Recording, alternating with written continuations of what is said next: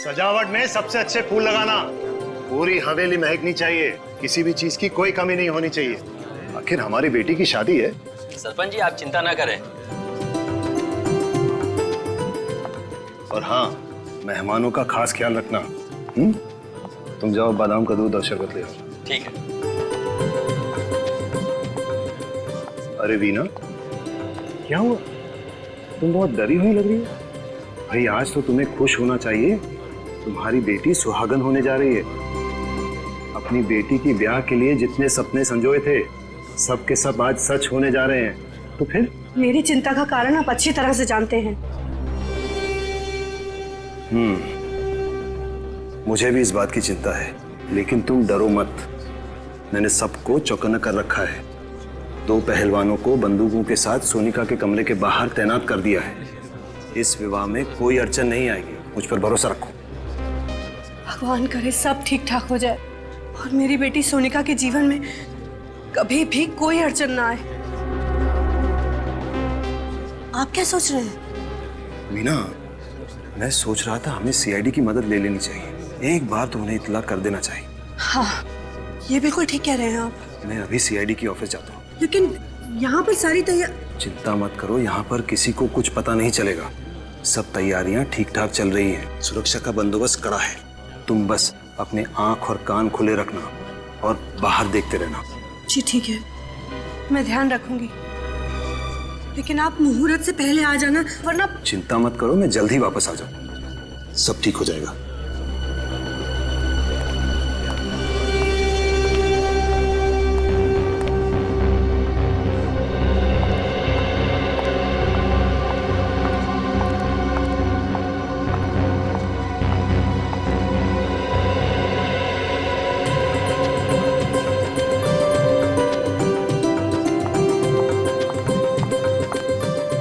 भगवान, ये टोकरी कौन यहाँ छोड़ गया है?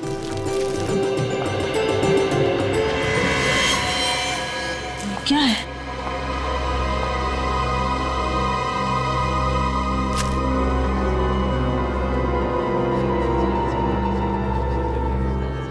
ये खून?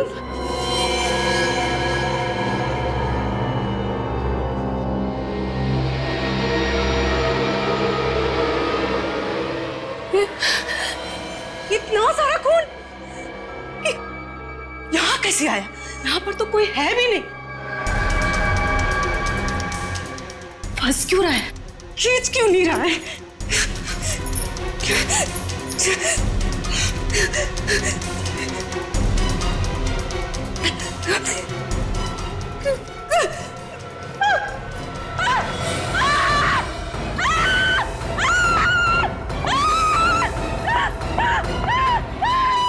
क्या हुआ? इतना चिल्ला क्यों रही हो? वो इस कमरे में। कमरे में? अंदर। क्या है कमरे में? अरे क्या हुआ? क्या हुआ? इतना शोर क्यों मचा रखा है? ये कह रही है कमरे में कुछ है। कमरे में कुछ है? क्या है कमरे में? आप लोग खुद ही चलकर देख लीजिए। अरे ऐसा क्या है कमरे में?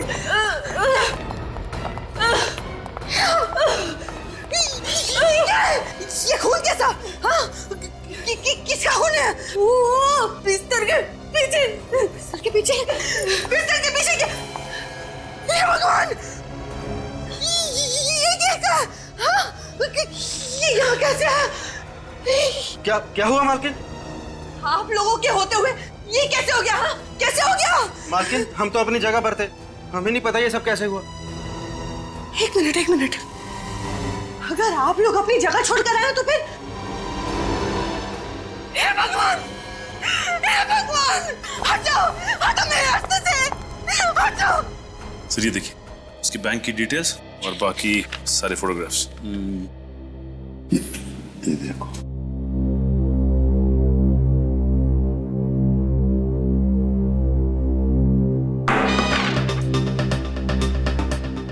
ये पेपर पढ़ने की जगह है। सॉरी क्या? चेहरा लटका क्यों है तुम्हारा? क्या हुआ? प्रॉब्लम है? पता नहीं सर, आजकल आदमी का दिमाग किस तरह से चल रहा है, किस हद तक सोच सकता है आदमी, उसकी सोच की तो कोई सीमा ही नहीं है। फ्रेडी तुम कहना क्या चाह रहे हो? आजकल इस दुनिया में हर देश, हर शहर, हर गली, हर नुक्कड़ पे दहशत है। लोग एक दूसरे के खून के प्यासे होते जा रहे हैं। जातीयवाद के नाम पे दंगे फसाद हो रहे सर। पहले तो आम आदमी आतंकवाद और बम विस्फोट से डरता था, अब तो आम आदमी का सबसे बड़ा दुश्मन बनता जा रहा है सर। पता नहीं किसके दिमाग में कब क्या आ जाए, अचानक उसका दिमाग खराब हो जाता है और 1 मिनट में सैकड़ों लोगों को गोलियों से छलनी कर देता है सर। अगर आदमी किसी और चीज से नहीं मरा ना सर, तो अपनी गंदी सोच की वजह से जरूर मर जाएगा।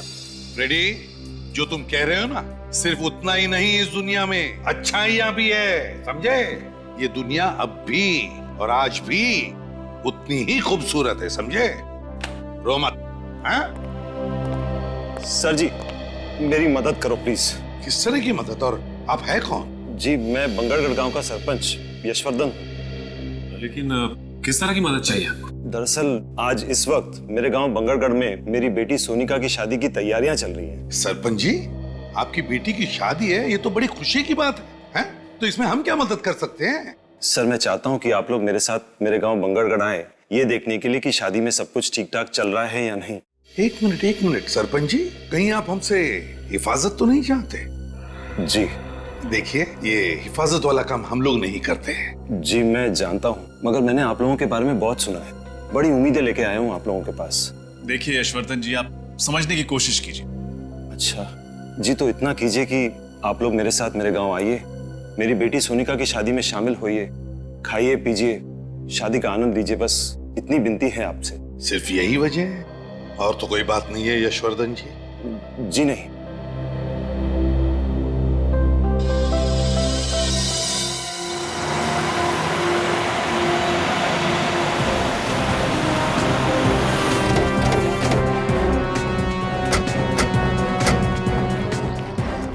आइए, अंदर आइए। चलिए।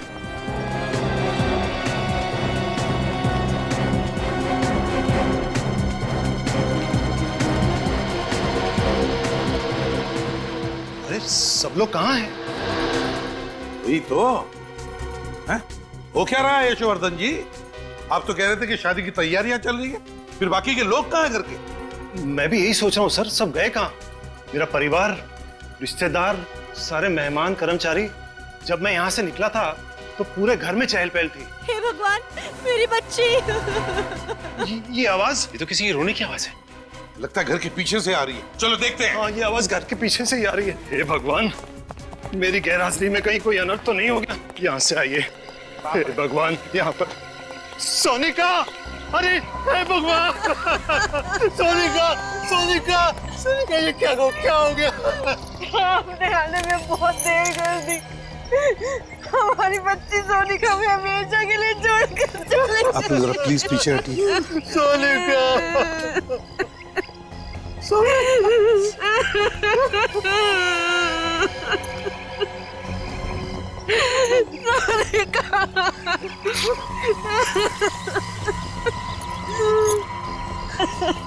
हमारी बच्ची।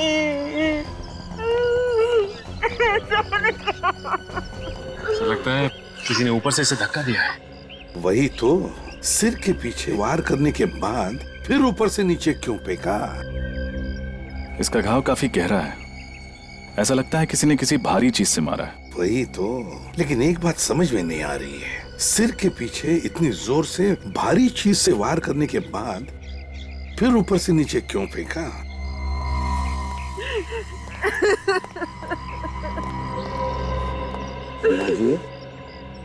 देखिए, मैं समझ सकता हूँ कि ये सही वक्त नहीं है आप लोगों के साथ कुछ बात करने का या सवाल पूछने का, मगर अगर हमें खूनी को पकड़ना है तो आपको थोड़ी सी हिम्मत रखनी पड़ेगी, हमारे सवालों का जवाब देना पड़ेगा।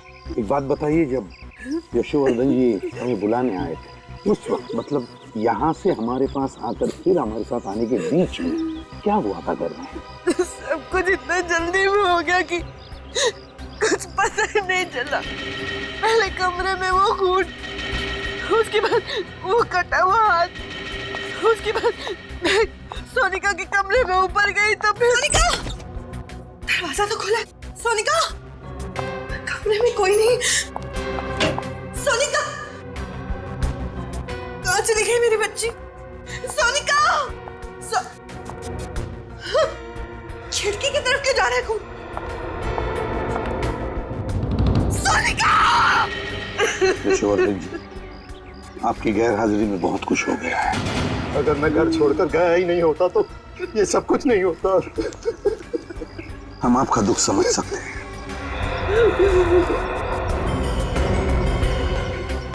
तुम लोगों को अपनी जगह छोड़नी नहीं चाहिए थी। गलती होगी साहब, उस वक्त नीचे से चीखने की आवाज आ रही थी। साहब उस समय समझ में नहीं आ रहा था कि हम क्या करें। हमें ऐसा लगा कि नीचे हमारी ज्यादा जरूरत है, इसलिए हम नीचे चले गए साहब।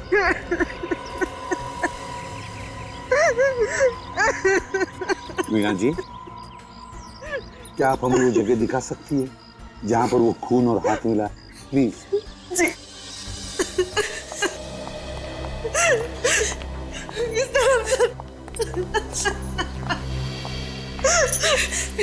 ये ना खून।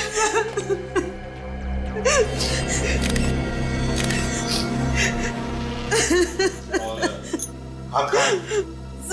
वो रहा।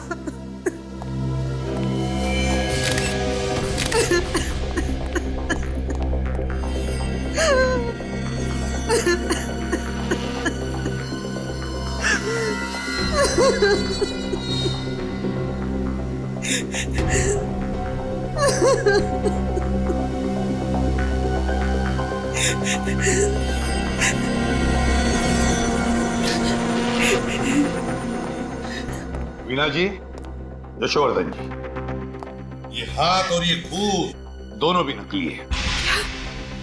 ये सब कुछ नकली है? जी हाँ, नकली है। सर लेकिन ये नकली हाथ और नकली खून यहाँ पे क्यों डालेगा कोई? सचिन, ये जो खूनी है ना, इसने जानबूझकर ये नकली हाथ और ये नकली खून इस कमरे में डाल दिया, ये सोचकर कि इसे देखते ही इस शादी से भरे घर में भगदड़ मच जाएगी, हंगामा हो जाएगा और सारे लोग यहाँ पर इकट्ठे हो जाएंगे, यहाँ तक के पहलवान भी। और बस इसी वक्त का फायदा उठाकर वो सोनिका का खून करेगा। सर ये जो कोई भी है बहुत ही चालाक मालूम पड़ता है।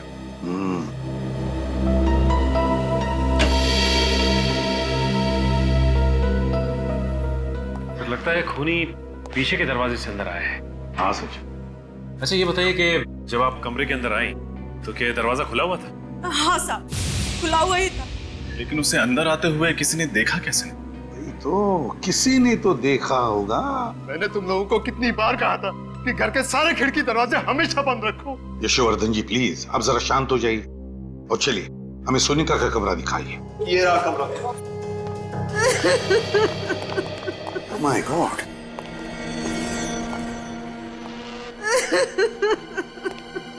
क्या हुआ है यहाँ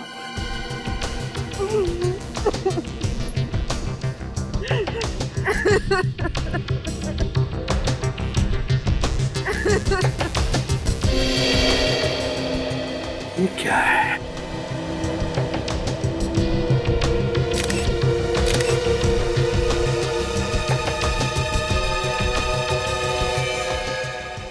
किस कपड़े का टुकड़ा है ये तो मेरी बेटी सोनिका की साड़ी का टुकड़ा है।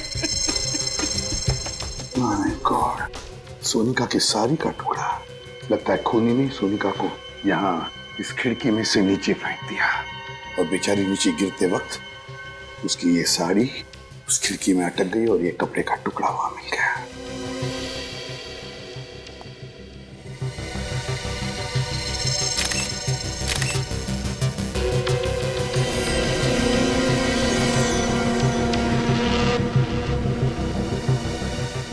सर ये खून लगा हुआ वास उधर कबोर्ड के नीचे।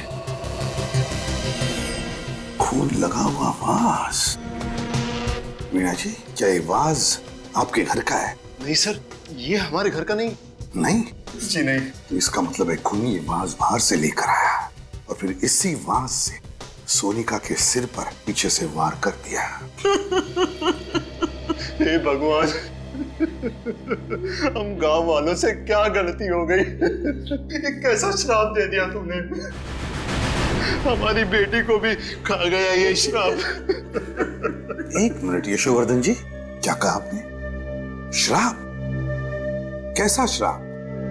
किस श्राप की बात कर रहे हैं आप यशोवर्धन जी? होता क्या है इस श्राप से, जरा बताइए। इस श्राप की वजह से जिस दिन हमारे गांव में किसी भी लड़की की शादी होती है, उसी दिन उस लड़की की मौत हो जाती है। ऐसा होता है इस श्राप से? कब से सिलसिला चल रहा है इस शराब का? ये कई सालों से इस शराब की वजह से हमारे गांव में किसी भी लड़की को शादीशुदा जिंदगी का सुख नसीब नहीं होता। हमारे गांव में हर पिता, हर भाई डर डर के जीता है। आप लोग सच में शराब जैसी चीजों पर यकीन करते हैं? जी, ये बिल्कुल सही कह रहे हैं। हमारे गांव में इस तरह की वारदातें कई सालों से हो रही हैं। हाँ साहब, सरपंच जी बिल्कुल सही कह रहे हैं। हमने कई बार देखा है दुल्हनों को अपनी नजरों के सामने दम तोड़ते हुए। ये आप लोग किस तरह की बातें कर रहे हैं? आज के जमाने में इस तरह की बात कोई मानता है क्या? देखिए, आप लोगों की सोच आपकी जगह सही है और हमारी सोच हमारी जगह सही है। किसी भी सोच को सही या गलत करार नहीं दिया जा सकता। अच्छा चलो, मान लिया, लेकिन ये जो भी शराब वाप है, इसकी वजह क्या है? क्या है वजह इसके पीछे? ये एक रहस्य है जिसके बारे में किसी भी गांव वाले को कुछ पता नहीं। कोई भी नहीं जानता, और फिर भी आप लोग विश्वास कर रहे हैं इस पर? यशोवर्धन जी, आपसे एक आखिरी सवाल पूछता हूं मैं। अगर आपका इतना विश्वास है इस शराब पर, तो फिर आपने अपनी बेटी की शादी इसी गांव में क्यों की? कहीं और जगह जाकर करवा देते? बताइए। हम कभी नहीं करना चाहते थे, लेकिन सोनिका की जिद थी कि अगर उसकी डोली उठेगी तो इसी गांव से, इसी घर से उठेगी। उसकी जिद के आगे हमें झुकना पड़ा और हमने शादी की तैयारियां भी शुरू कर दी। हमने उसे बचाने की हर कोशिश की, लेकिन ये श्राप हमारी बच्ची को निकल गया। नहीं वीणा जी, देखिए, ये श्राप वाप कुछ नहीं होता, सब झूठ है ये। मेरी बात पर यकीन कीजिए, इसके पीछे कोई और है, कोई ऐसा शख्स जो सालों से आप में दहशत फैला रहा है इस श्राप के आड़, समझा? और हमें यही पता लगाना है कि है कौन ये, और हम पता लगा कर रहेंगे ही। एक बात बताइए, आपकी बेटी की शादी की तैयारियों की कोई वीडियो रिकॉर्डिंग वगैरह की है आपने? जी हाँ, है। तो ये वीडियो रिकॉर्डिंग हमें दीजिए। और सचिन, पता लगाओ इस गांव में ऐसी कितनी लड़कियां हैं, कितनी दुल्हनें जिनकी इस तरह की मौत हुई है, और उनके बारे में पूरी जानकारी निकालो। सर, मिल गया सचिन जानकारी, सीडी सब कुछ? हाँ सर, सीडी भी मिल गई है और शादी की जानकारी भी। वेरी गुड, लगाओ सीडी जल्दी। दया, कुछ तो जरूर पता चल जाएगा सारा चक्कर क्या है। सर, मुझे तो लगता है ये सारे खून उसी श्राप की वजह से हो रहे। चुप रहो फ्रेडी। फ्रेडी, आइंदा अगर श्राप शब्द तुम्हारे मुंह से निकला ना, तो समझ लेना कि तुम्हारी हमेशा के लिए ट्रांसफर इस बांगड़गढ़ में होगा। नहीं सर, ऐसा मत करना सर। चुप, आइंदा ये शब्द तुम्हारे मुंह से निकलना नहीं चाहिए। कौन सा? श्राप। हाँ,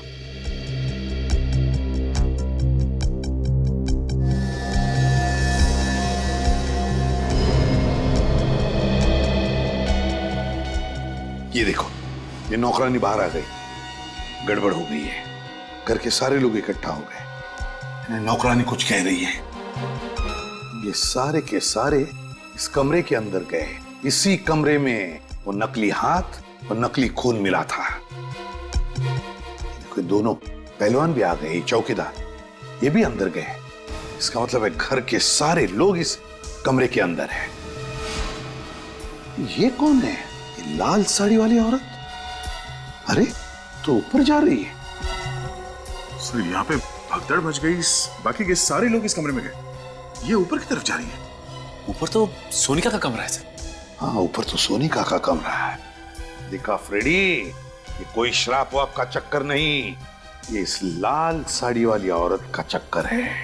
दया, कहीं ऐसा तो नहीं कि सोनिका का खून इस लाल साड़ी वाली ने ही किया है? सर, रिवाइंड करना सर। बस प्ले करो सर। जरा इस औरत की चाल को जरा गौर से देखना, कुछ तो गड़बड़ है सर। हाँ दया, चाल तो मर्दाना लगती है। सर, कहीं ऐसा तो नहीं कि कोई आदमी ये साड़ी पहन के अंदर जा रहा है? हो सकता है, और इसी आदमी ने सोनिका का खून किया है। सर, अगर इसी आदमी ने उन बाकी दुल्हनों को मारा है, तो हो सकता है उनकी शादी पर भी ये गया लड़की बन के। बिल्कुल सचिन, सारी जानकारी है ना इसमें? हाँ सर, लेकिन सर शादी की डेकोरेशन करने वाले तो सारे लोग अलग थे, यहाँ तक कि केटरर भी अलग, और तो और शादी में जो मेहमान आए थे वो भी अलग है। एक शादी में जो आया वो दूसरी में नहीं है। अच्छा, पांचों शादियों में सारे के सारे लोग अलग अलग थे? यहां तक के मेहमान भी। लेकिन ये क्या, इन 5 शादियों में एक आदमी कॉमन है। कौन सर? पंडित जी, दया जगनलाल पंडित। लेकिन सर सोनिका की मौत तो शादी की रस्में शुरू होने से पहले ही हो गई थी। उस वक्त पंडित जगनलाल तो पहुंचा भी नहीं होगा सर। अगर आने वाले तो थे पंडित जगनलाल, तो कहीं ऐसा तो नहीं कि सोनिका का खून इस पंडित जगनलाल ने ही किया, लाल साड़ी पहनकर? हो सकता सर, या तो वो खुद खूनी है या फिर खूनी के साथ मिला हुआ है। इस पंडित जगनलाल को मिलना ही पड़ेगा।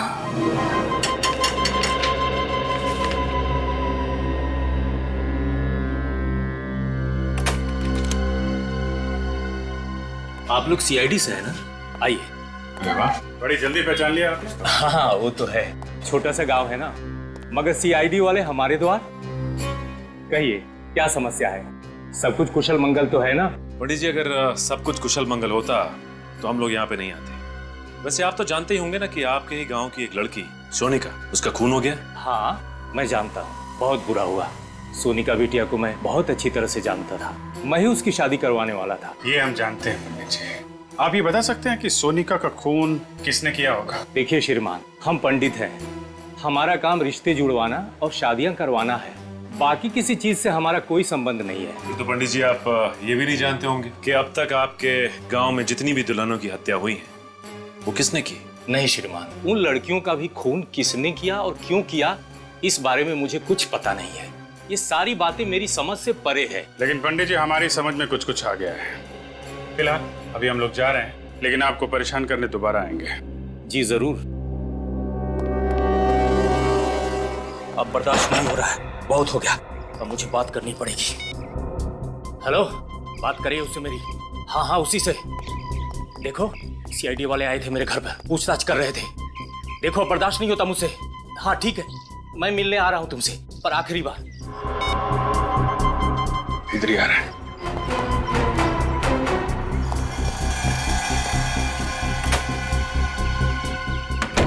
हे प्रभु, रक्षा करना मेरी। ये किस धर्म संकट में डाल दिया।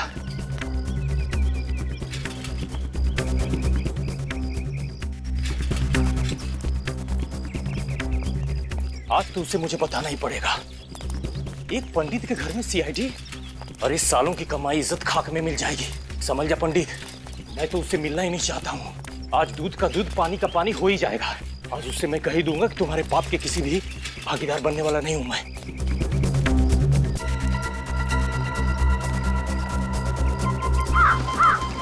अभी तो यही था सर, अचानक गायब हो गया। कहीं नजर नहीं आ रहा है। देखो यहीं कहीं आसपास छुपा होगा। सर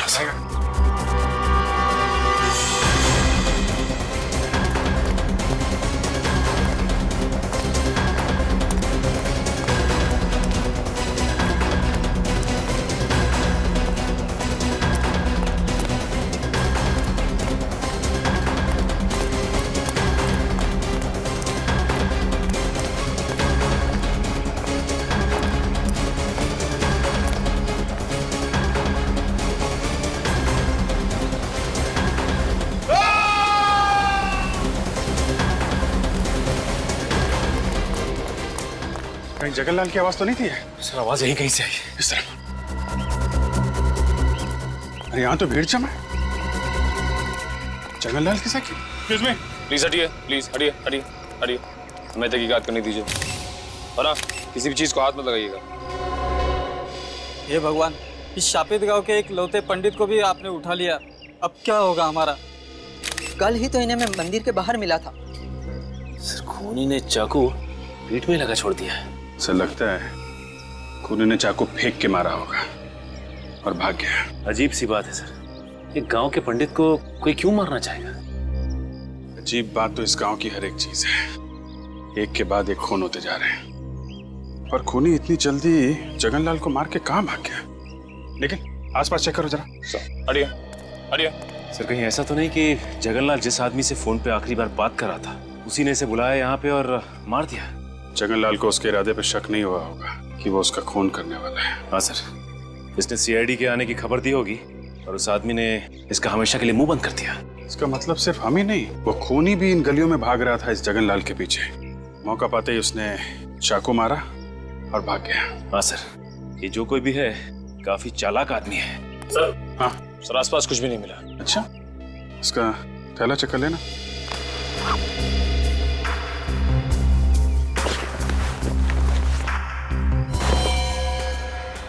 मोबाइल चेक करो, आखिरी कॉल किसको किया था? सर आखिरी नंबर तो कोई लैंडलाइन नंबर है। लैंडलाइन लगा लो। रिंग तो बज रही है सर। सर घंटी यहाँ भी बज रही है कहीं पे। कट करना, फिर से लगा।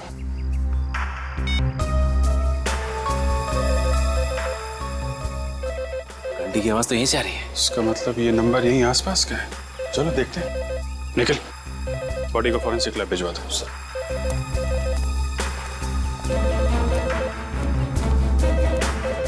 आवाज यहीं से आ रही है।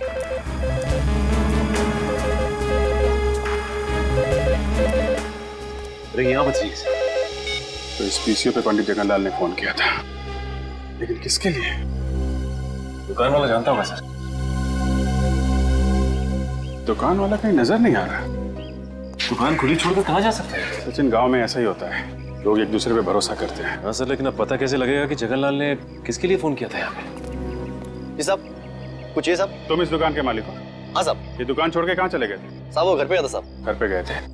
यहाँ बगल में पंडित जगनलाल का खून हो गया और तुम घर पे क्या कर रहे थे? क्या साहब, पंडित जी का खून हो गया साहब? कितनी देर हुई दुकान छोड़ के गए? साहब 5 मिनट पहले गया था साहब मैं। 5 मिनट पहले? हाँ साहब। अच्छा ये बताओ कि 8-10 मिनट पहले यहाँ पे किसी का फोन आया था क्या? हाँ साहब, थोड़ी देर पहले पंडित जी का फोन आया था मनीष बाबू के लिए साहब। मनीष बाबू? कौन है ये मनीष बाबू? साहब वो जो घर दिख रहा साहब, साहब वहीं पे रहता साहब वो। अच्छा मनीष, ये मनीष बाबू का फोन अक्सर यहाँ पे आता रहता है क्या? हाँ साहब, उन्होंने बोल के रखा साहब कि जब भी उनका फोन आए तो उनको बोल देना, तो बोल देता था साहब ने। कि उनके पास खुद का फोन या मोबाइल नहीं है क्या? नहीं साहब, जहाँ तक मैंने देखा है उनके पास खुद का मोबाइल फोन नहीं है साहब। जब भी फोन करना होता साहब वो मेरे पास ही आते साहब। अभी होंगे मनीष बाबू घर पे? हाँ साहब, ज्यादातर वो घर पे रहते साहब। क्या दिखाओ घर की जगह। चलिए साहब। साहब यही है मनीष बाबू का घर साहब। यहाँ पे तो ताला लगा हुआ है। जगनलाल का खून करके फरार हो गया। ये आदमी हाथ कैसे लगेगा सर? एक काम करते हैं, घर की तलाशी लेते हैं। खोलो ताला।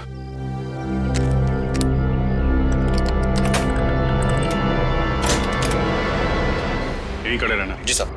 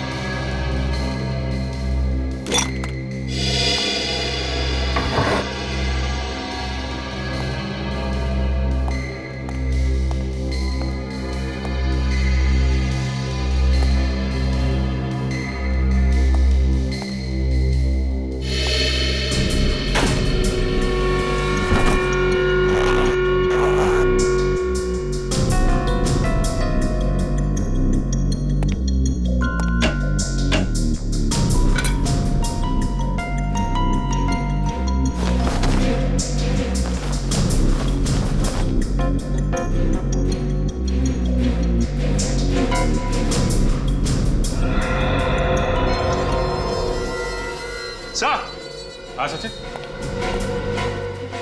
सो ये देखिए, ये साड़ी। ये साड़ी? ये तो वही साड़ी है ना जो सोनिका के कातिल ने पहनी थी।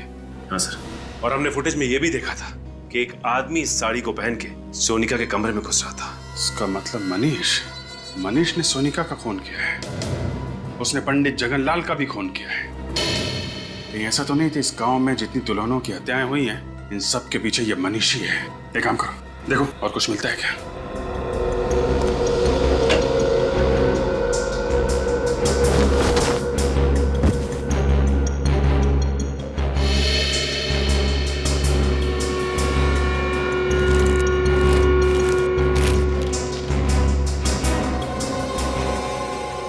ये आदमी और ये औरत, ये फोटो, सर इस औरत को मैंने कहीं देखा है। ठीक है, कहाँ देखी है? याद करो सर। सोनिका के कमरे में जो फोटोग्राफ्स थे, उसमें ये लड़की भी थी। सोनिका के घर पे? इसका मतलब सोनिका इस औरत को जानती होगी। और ये आदमी भी था फोटो में? सर ये आदमी तो नहीं था। फिर ये कौन है? जरा उस दुकान वाले को बुला। भाई साहब जरा अंदर आइए। जी साहब। अरे देखो, ये आदमी मनीष है। नहीं साहब, ये मनीष बाबू नहीं है साहब। क्या ये मनीष बाबू नहीं है? नहीं साहब, मनीष बाबू की तो दाढ़ी है, मूछें है और वो चश्मा भी पहनते साहब, और उनकी उम्र भी ज्यादा है साहब। ये मनीष बाबू हो ही नहीं सकते साहब। अच्छा, इस औरत को देखा कभी? नहीं साहब, इन्हें मैंने पहले कभी नहीं देखा साहब। सर हमें साड़ी तो मिल गई है, लेकिन इसका कहना है कि ये आदमी मनीष नहीं है। तो कहीं ऐसा तो नहीं कि जो आदमी सोनिका के कमरे में भेस बदल के गया था उसे मारने के लिए, वो आदमी ये फोटो वाला आदमी हो सकता है ये मनीष का कोई रिश्तेदार या फिर जान पहचान वाला हो। एक बात बताओ, ये मनीष आदमी कैसा है? मनीष बाबू को इस गांव में आए हुए 1 साल हुआ है। मैं उनके बारे में इतना कुछ नहीं जानता साहब। वो यहाँ पे अकेले रहते थे या इनके साथ कोई और भी रहता था? हाँ साहब, अकेले रहते थे साहब। अकेले? हाँ साहब। किसी को देखा यहाँ पे आते जाते उनसे मिलते? नहीं साहब, मैंने किसी को उनके घर पे आते जाते नहीं देखा साहब। ठीक, तुम जा सकते हो। अगर इस औरत की फोटो यशवर्धन के घर में है तो यशवर्धन इस औरत के बारे में जरूर जानता होगा। चलो यशवर्धन से मिलते हैं।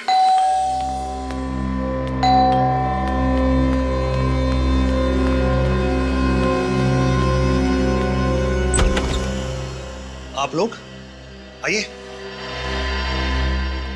कहिए क्या बात है? हर्षवर्धन जी, आपसे कुछ पूछना है। जी कहिए। कि इस औरत को पहचानते हैं? ये फोटो आपको कहां से मिली? ये बहुत लंबी कहानी है। जानते हैं आप इसे? जी, इसे कैसे भूल सकता हूं मैं। इसी की वजह से तो हमारे खानदान की इतनी बदनामी हुई। नाक कटवा दी थी इसने हमारी बिरादरी में, किसी को मुंह दिखाने लायक नहीं छोड़ा था। ऐसा क्या किया इन्होंने? और है कौन ये? ये मेरी चचेरी बहन थी, शिवानी। चचेरी बहन? जी हाँ, अब जिंदा नहीं है। मार डाला मैंने इसे। आपने मार दिया इसे? जी हाँ।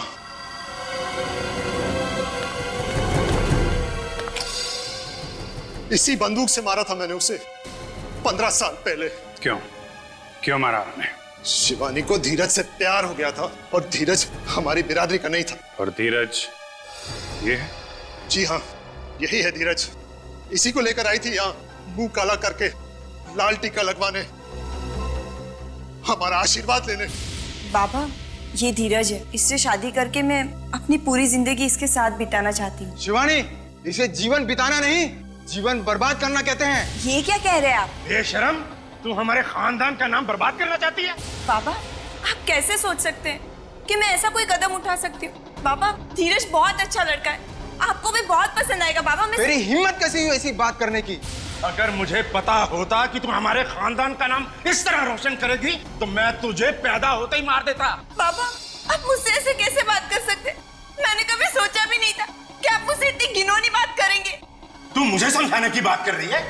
अरे समझना तो तुझे चाहिए बाबरी। हमारे खानदान में, हमारी जाति में, हमारी बिरादरी में बाहर के किसी लड़के से ना किसी ने शादी की है और ना कोई कर पाएगा। भैया, भैया आप कुछ समझाइए ना बाबा को। शिवानी, तुमने जो कुछ किया गलत किया। भैया, आप भी? हाँ, ये भी। हम सब तेरे खिलाफ हैं। सब अंधे हो चुके, आप सब अंधे हो चुके। आपके अहंकार और अंधविश्वास ने आपको अंधा कर दिया है। बाबा, धीरज दूसरी बिरादरी का हुआ तो क्या हुआ? वो अच्छा इंसान नहीं हो सकता। बाबा, मैं आपसे विनती करती, हमें अपना आशीर्वाद दे दीजिए, हमें अपना आशीर्वाद दे दीजिए। कभी नहीं, जब तक मैं सलामत हूँ कभी नहीं। लेकिन बाबा, वो शिवानी, इनके सामने अपने आंसू बहाने से कोई फायदा नहीं। चलो। बाबा, धीरज वो शिवानी, इनको अगर हमारी बात नहीं मानी तो ना सही, इनके आशीर्वाद के बिना हम अपनी नई जिंदगी शुरू करेंगे, अपना नया घर बसाएंगे। चलो। लेकिन कहीं नहीं जाओगे तुम। देखिए, आप लोग हमारा कुछ नहीं बिगाड़ सकते। शिवानी अब बालिग है। चलो शिवानी। बस, मैं कहता हूं चलो। अब बहुत हो चुका। यशवर्धन, बंदूक लेकर आओ। ये क्या कर रहे हैं आप? यश नहीं, शिवानी आपकी बहन है। छोड़ो मुझे। गोली चलाओ, चलाओ गोली। यशवर्धन, चलाओ गोली। धीरज, धीरज। यशवर्धन, हर्षवर्धन, लाशों को ठिकाने लगा दो। पिताजी के दबाव में आके मार दिया मैंने इन दोनों को। और इसी वजह से मैंने इन्हें आज तक माफ नहीं किया। ऑनर किलिंग, इस तरह किसी की जान लेने में कैसा सम्मान? क्या मिलता है आप लोगों को ये सब करके? सचिन, गन ले लो इनके। लाइए, ज्यादातर लाइए। अरेस्ट करें सर? गिरफ्तार तो करेंगे ही। जो गुनाह इन्होंने किया है उसकी सजा तो इन्हें भुगतनी पड़ेगी। सचिन, इस धीरज की फोटो मनीष के घर में है, कुछ समझे? हाँ सर, इसका मतलब मनीष और धीरज एक दूसरे को अच्छी तरह से जानते थे, दोस्त थे एक दूसरे के, और धीरज की जान का बदला लेने के लिए मनीष ने इनकी बेटी सोनिया को मार दिया। जल्द से जल्द इस मनीष को ढूंढना होगा। दया, ये धीरज मरा है और मनीष जिंदा है, और मरे हुए धीरज की फोटो मनीष के घर में हमें मिली। ये कैसे? कुछ ना कुछ तो चक्कर है दया, कुछ ना कुछ तो गड़बड़ है। कैसी गड़बड़ सर? दया, फोटो में जो दिख रहा है ना, उसे नहीं देखते। जो फोटो में नहीं दिख रहा है उसे ढूंढने की कोशिश करते हैं, उसे ढूंढने की कोशिश करते हैं। क्या मतलब सर? मतलब अभी पता चल जाएगा रजत, अभी पता चल जाएगा। फ्रेडी, स्केच आर्टिस्ट को लेकर आओ, और सचिन, बांगड़गढ़ के पीसीओ वाले को लेकर आओ, उस पीसीओ वाले को जिसके पीसीओ पर मनीष को फोन आया करते थे।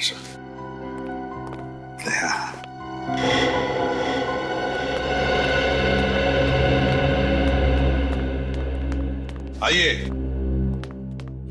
स्केच आर्टिस्ट को क्यों बुलाया? अभी पता चल जाएगा। ये चेहरा देखो, हम चाहते कि ये चेहरा बनाया।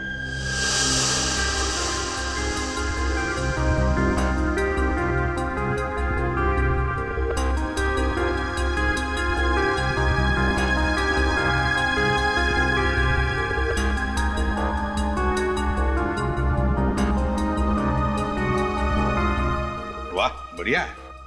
एक काम करो, अब इस चेहरे पर मोटी सी मूछें और दाढ़ी भी बनाओ। हैं? एक मिनट मत बनाइए, ये चेहरा ऐसे ही रहने दीजिए। इस दूसरे पेपर पर बिल्कुल ऐसा ही चेहरा बनाओ, ऐसा ही चेहरा, लेकिन थोड़ा उम्र में ज्यादा, एक 10-12 साल, और फिर उस चेहरे पर मूछें दाढ़ियां लगाओ। जी हाँ। और हाँ, चश्मा भी चाहिए उसे, मोटा सा, ठीक है, काले फ्रेम वाला।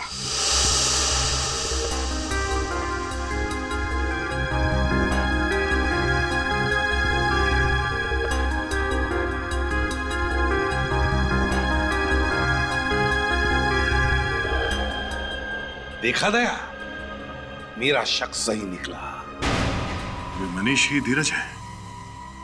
हाँ साहब, यही मनीष बाबू है साहब। एक सेकंड, ये आदमी तो उस दिन भीड़ में था जब हमने सोनिका की लाश देखी थी। इसका मतलब है आज का मनीष मरा हुआ धीरज है। मगर सर, धीरज को तो गोली लगी थी, फिर वो बच कैसे गया? इसका मतलब धीरज कभी मरा ही नहीं, और मनीष बाबू बनकर सबकी आंखों में धूल झोंकता रहा। एग्जैक्टली। हमें किसी तरह से इस मनीष को पकड़ना होगा। मनीष उर्फ धीरज को ढूंढेंगे कैसे सर? ढूंढेंगे फ्रेडी, ढूंढेंगे। फिर से बांगड़गढ़ गांव में शादी होगी, दुल्हन सजेगी, और ये बाराती भी आएगा।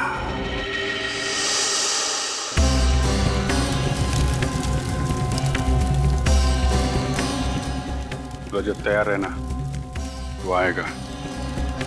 दुल्हन को मारने जरूर आएगा।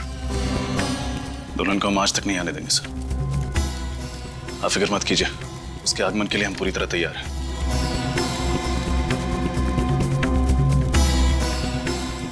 पंडित जी, याद है ना विघ्न आने पे कौन सा मंत्र पढ़ना है? जी साहब, मालूम है।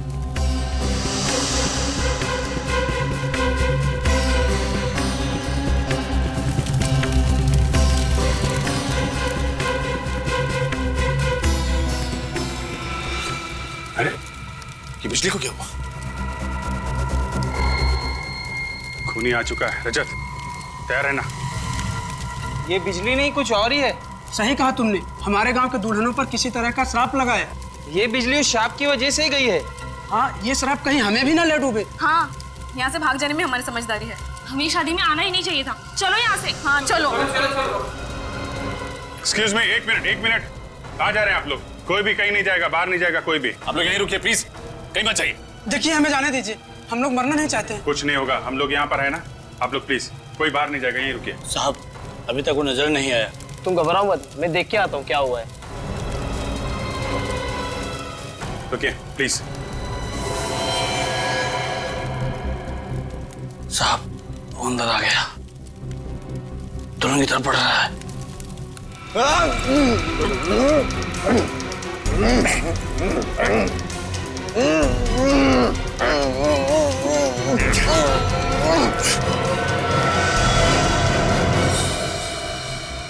अरे तुम दुल्हन नहीं हो? जी हाँ, तुम्हें क्या लगा तुम्हारे यहाँ तो उसे एक दुल्हन और मारी जाएगी?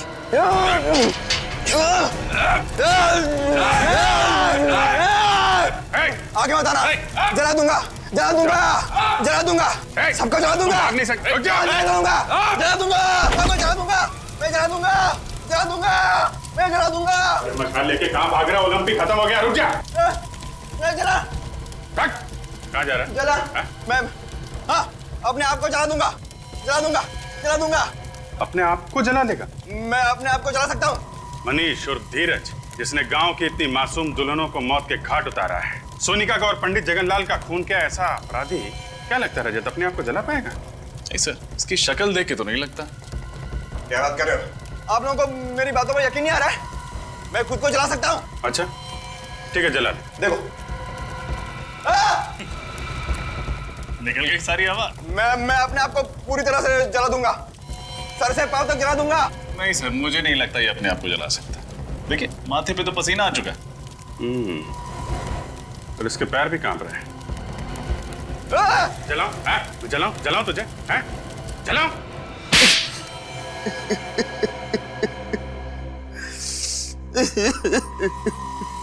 मनीष उर्फ धीरज, बताओ क्यों किया तुमने ये सब? इसका जवाब तो मैं पिछले 15 सालों से ढूंढ रहा हूँ। एक भाई अपनी बहन को कैसे मार सकता है? एक बाप अपनी बेटी की खुशियों का गला कैसे घोट सकता है? क्यों दो प्यार करने वालों को लोग जीने नहीं देते? मैं अपनी शिवानी के साथ आशीर्वाद लेने उसके घर गया था और मिला क्या? धीरज, धीरज! तुम बच कैसे गए? जिसको राम राखे उसको कौन चाखे। एक गांव वाले ने यशवर्धन और हर्षवर्धन को मुझे और शिवानी की लाश को ठिकाने लगाते हुए देख लिया था जंगल में। उसी ने मुझे बचाया। कई सालों तक मैं बेहोश था और जब होश में आया तो मुझे शिवानी की मौत की खबर मिली और मैं गुस्से से पागल हो गया और मैंने सोचा कि मैं बदला लूंगा। बदला लेने के लिए तुमने पांगड़गढ़ गांव की सारी दुल्हनों को मार दिया। हाँ, और इसी वजह से गांव वालों के मन में श्राप का डर और भी गहरा होता गया। हाँ, आप लोगों की वजह से मुझे बहुत परेशानी हुई, लेकिन मकसद तो पूरा करना ही था। इसलिए औरत के भेष में यशवर्धन के घर के बेडरूम के पीछे के दरवाजे से मैं अंदर गया, नकली हाथ और नकली खून रखा, मेहमानों में शामिल हो गया और जब तमाशा हुआ तो पहलवान नीचे आ गए और मैं सोनिका के रूम में दाखिल हो गया। अपने साथ लाए हुए फ्लावर वास से मैंने उसके सिर पर मारा और उसे खिड़की के बाहर फेंक दिया। और जगनलाल पंडित, उसको भी तो तुमने ही मारा। क्या बिगाड़ा था उसने तुम्हारा? वो आप लोगों को सब कुछ सच सच बताने वाला था, इसलिए उसे भी मारना पड़ा। तो कहीं ऐसा तो नहीं कि इस जगनलाल पंडित ने ही तुम्हें 15 साल पहले बचाया था? हाँ, उसी ने मुझे बचाया था। भगवान ने तुम्हें दूसरी जिंदगी दी, एक नया मौका दिया जीने का, और तुमने क्या किया? अपना बदला पूरा करने के लिए गांव की मासूम लड़कियों की जानें ली। उनकी शादी के दिन अब तो भगवान भी तुम्हें माफ नहीं करेगा, तुम्हें तो फांसी होकर ही रहेगी।